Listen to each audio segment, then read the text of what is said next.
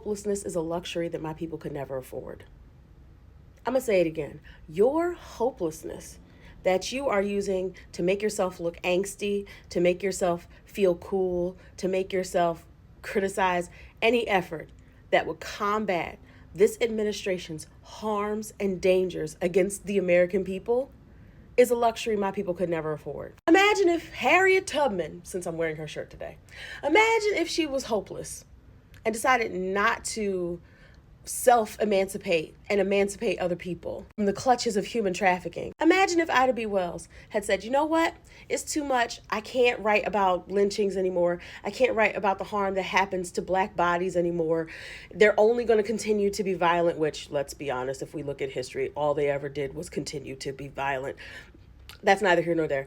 The point was, what if she had decided to put down her pen and decided, you know what? I'm just going to sit back and just not speak out for our people? What if Marley Evers or Betty Shabazz or Coretta Scott King didn't uplift the lives and the stories of their husbands whose lives were cut short? Literal heroes who were quite literally vilified for their work in seeking civil rights. What about the countless others who we will never know their names, but their impact is felt in freedoms that y'all take for granted every single day? What if they decided that it was too hopeless, that everything was so performative, and that it'd be better to just criticize and antagonize and agonize instead of organize? I'm glad they didn't. I'm glad that my people never afforded hopelessness, that from the shores of the continent of West Africa, even through the transatlantic slave trade, which was nothing but a mass human trafficking effort, to now, up until now, this very moment, Black people have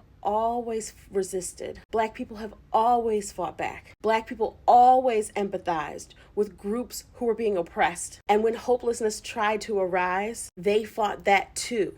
For those who are actually lost in hopelessness, I dare you to dive into history. Learn about the peoples who fought with less, had way less than we have, and still won. For those who are choosing their hopelessness, their angstiness as the only thing that keeps them interesting for the internet, I hope you enjoy that luxury, because that's a luxury that my people could never afford and would gladly throw away.